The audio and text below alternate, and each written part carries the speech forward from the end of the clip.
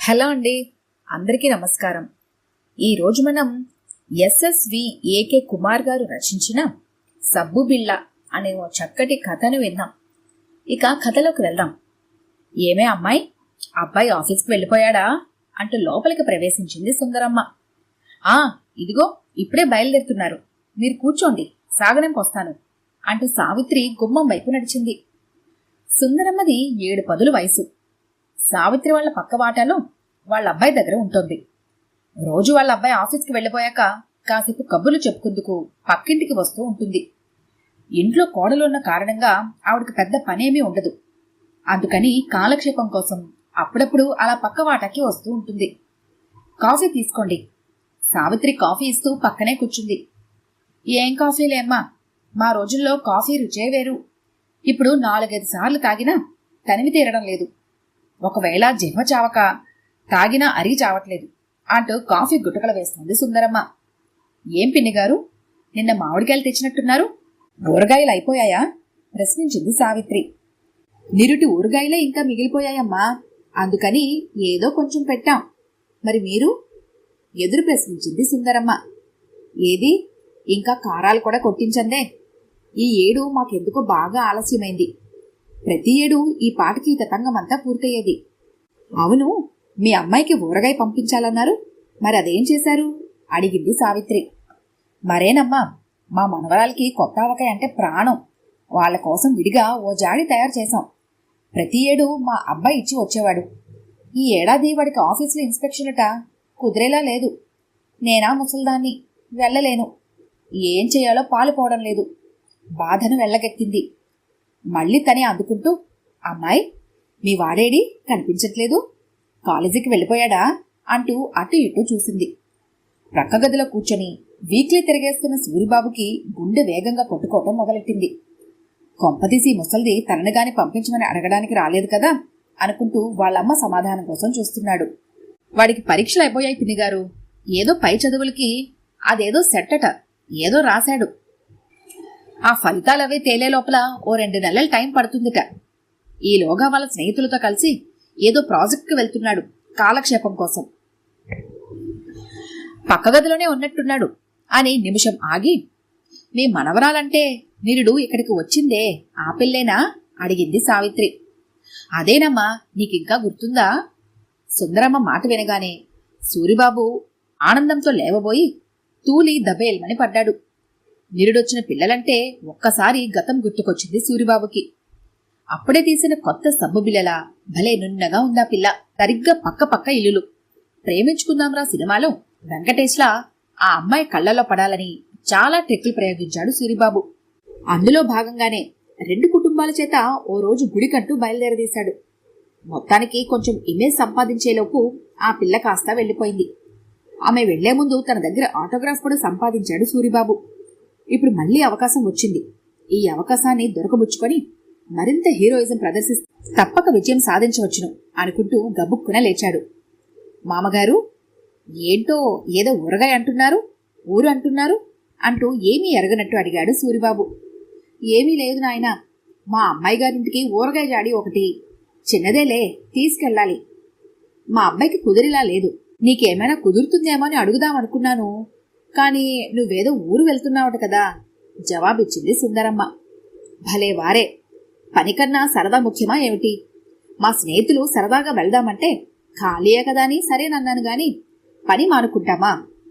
అయినా మీ పని ఒకటి మా పని ఒకటినా? తప్పకుండా నేను వస్తాను మామగారు అంటూ, అమ్మా వెళ్ళిరానా అడిగాడు తల్లిని. ఒక్కసారిగా ఆశ్చర్యపోయింది సావిత్రి. ఇంట్లో ఏదైనా పని చెప్తే గొనుక్కుంటూ సనుక్కుంటూ పని చేయడానికి వంకలిపోయే సూరిబాబు మాటలేనా? ఈ పని మా పని కాదా అని అనేంతగా హృదయం ఎంత విశాలమైపోయింది అనుకుంటూ అలానే ఉండిపోయింది సావిత్రి. అమ్మా నిన్నే, వెళ్ళిరానా రెట్టిస్తున్న కొడుకు మాటకు జవాబుగా, మీ నాన్నగారికి చెప్పి వెళ్దూలే అంది సావిత్రి. నేను వెళ్ళి వస్తానమ్మా, ఏ విషయం నాకు చెప్తే మా అబ్బాయికి చెప్పి ప్రయాణానికి ఏర్పాట్లు చేస్తాను అంటూ సెలవు తీసుకుంది సుందరమ్మ. ఆ తర్వాత వాళ్ళు ఊరు వెళ్లడానికి అన్ని ఏర్పాట్లు జరిగిపోయాయి. జాగ్రత్త, నెమ్మదిగా ఎత్తునాయనా, నెమ్మది నెమ్మది, ఊట కారిపోతుంది అంటూ గట్టిగా అరుస్తూ ఆ జాడిని సూరిబాబు ఎత్తి ఆటోలో పెట్టే వరకు జాగ్రత్తలు చెబుతూనే ఉంది సుందరమ్మ. చిన్న జాడి అని చెప్పింది గాని వెంకటేశ్వర స్వామి వజ్రకిరీటమంత ఎత్తున్న జాడీని మోసి ఆటోలో పెట్టేసరికి సూరిబాబుకి చుక్కలు కనిపించాయి.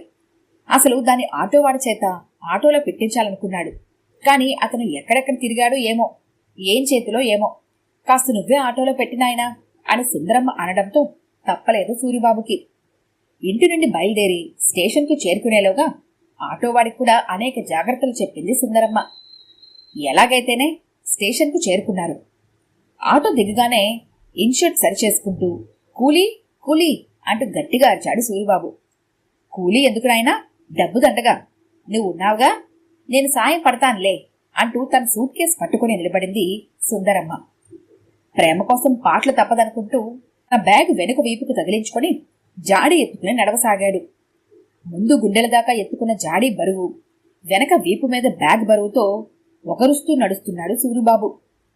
పూర్ణ కుంభంతో స్వాగతం పలుకుతున్నవాడి వెనకాల వచ్చే మనిషిలా హుందాగా నడుస్తోంది సుందరమ్మ. చూసేవాళ్లు ఒకళ్ళిద్దరూ బెల్ట్ బాంబులాగా జాడి బాంబు తెచ్చుకుని వస్తున్నాడని ఆత్మాహుతి దళం అనుకుని దూరంగా జరిగారు. ట్రైన్ రావడంతో గబగబా ఎక్కేసింది సుందరమ్మ. ఇద్దరూ ఎక్కెక్కగాని సూరిబాబును ఎక్కనివ్వలేదు సుందరమ్మ. ట్రైన్లోకి సూరిబాబు ప్రవేశించగానే ఆవకాయ జాడిని సూరిబాబు సీటు మధ్యలో పెట్టించింది. అదేంటి మామగారు, మధ్యలో జాడి పడితే నేనెక్కడ నిద్రపోయేది ప్రశ్నించాడు. ఏంటి, నువ్వు నిద్రపోతావా? ఆశ్చర్యం ప్రకటించింది. ఏ మామగారు, ఈరోజు నిద్రపోకూడదా? చాలే నాయనా, మనం తెల్లారిగాని మన ఊరు చేరం. అంతవరకు దీన్ని ఎక్కడైనా పెట్టేసి మన మానాన మనం నిద్రపోతే ఏ రాత్రైనా దొర్లిపోయి పగిలిపోయిందనుకో, చీకట్లో దీన్ని చూసి రక్తం అనుకొని జనాలు హడిలి చావరు. అలాగే మన ఊరగాయ మొత్తం నేలపాలవుతుంది. కనుక దీనికి నువ్వు రాత్రంతా కాపలా ఉండాలి. నిద్ర రాకుండా ఇదిగో రామకోటి పుస్తకం తెచ్చాను. కాలక్షేపానికి కాలక్షేపం, మోక్షానికి మోక్షం. అప్పుడప్పుడు కురుకు తీస్తూ ఉంటాను గాని పెద్దదాన్ని కదా, సరిగా నిద్ర పట్టదు నాకు. నేను మధ్య మధ్యలో లేస్తూనే ఉంటాను అంటూ రామకోటి పుస్తకం సూరిబాబు చేతిలో పెట్టింది. సూరిబాబుకి ఇంటి దగ్గర బయలుదేరినప్పటి నుండి మండిపోతోంది. జాడి ఊరేగింపు చేయించింది కాక జాడి జాగారం కూడా చేయించమంటుందా ముసల్ది అనుకుంటూ పళ్ళు పటపటా కొరికాడు. అలా ప్రయాణం పూర్తి చేసి చివరికి సుందరమ్మగారింటికొచ్చి పడ్డాడు. ఇంట్లో అడుగుపెట్టినప్పటి నుండి ఆ అందమైన సబ్బబిళ్ళ కోసం దొంగచూపులు చూస్తూనే ఉన్నాడు సూరిబాబు. మొదటి నుండి అదోలా చూస్తున్న అతడిని చూసి, అదేంటమ్మా ఆ కుర్రాడు అలా చూస్తున్నాడు, అదేమన్నా కళ్ళజబ్బా ప్రశ్నించింది సుందరమ్మ కూతురు మీనాక్షి. అదేం లేదు, నిన్న రాత్రంతా నిద్రలేదు పాపం, కళ్ళుగాని మండుతున్నాయేమో అంది సుందరమ్మ. స్నానాలు చేసి టిఫిన్ చేయగానే నిద్ర ముంచుకొచ్చింది సూరిబాబుకి. నిద్రలేచి భోంచేసి ఏం చేయాలో తెలియక కుర్చీలో కూలబడ్డాడు. అది గ్రహించిన మీనాక్షి వాళ్ల 10 ఏళ్ల అబ్బాయిని పిలిచి, ఒరే పండు, అంకుల్కి ఏమీ తోస్తున్నట్టు లేదు, మన ఆల్బమ్స్ పట్టుకెళ్ళి చూపించు అంది. అంకుల్ ఏమి చేస్తున్నారు? సూరిబాబు పక్కనే చేరాడు పండు. నీ పేరేంటి అడిగాడు సూరిబాబు. పండు. మరి మీ పేరు? సూరిబాబు. అది సరేగాని మీ ఇంట్లో సబ్బుబిళ్ళ లేదా అని నాలిక ఖర్చుకున్నాడు. ఎందుకు లేదు, బాత్రూంలో ఉంది. ఏ అంకుల్ కావాలా? లేవబోయాడు తేవటానికి. అబ్బే సరదాగా అడిగాను. మీ ఇంట్లో ఎవరెవరుంటారు అడిగాడు టాపిక్ మారుస్తూ. నేను, అమ్మ, నాన్న, మా అక్క.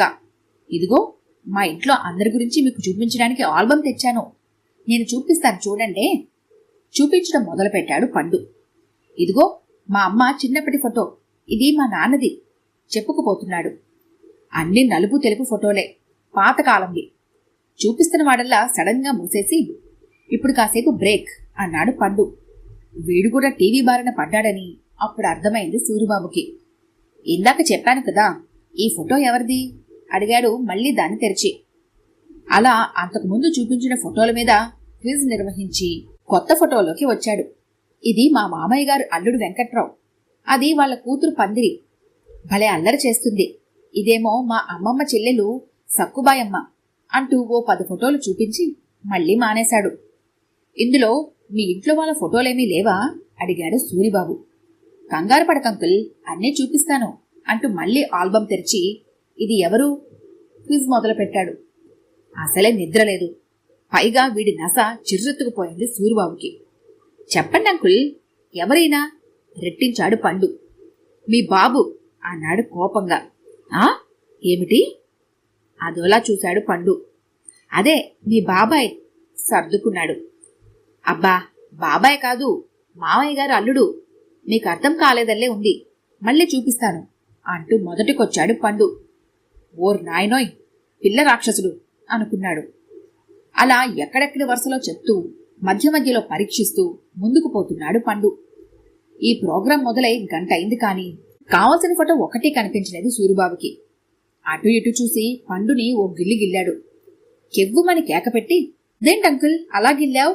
అమ్మా, అంకుల్ గిల్లుతున్నాడే గట్టిగా అరిచాడు పండు. వాడిని ఊరుకోబెట్టేసరికి తాతలు దిగారు సూరిబాబుకి.